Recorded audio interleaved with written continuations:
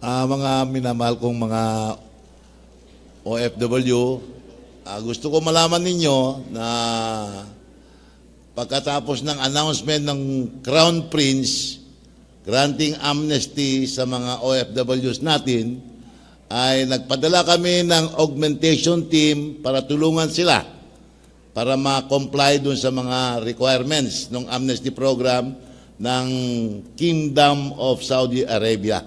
At marami na po ang nakapag-avail.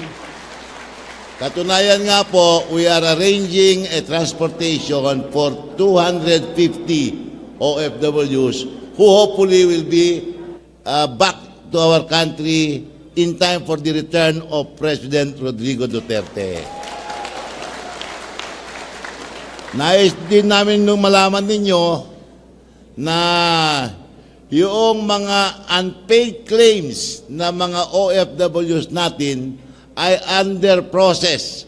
And one of the efforts of our augmentation team is to determine the validity of their claims.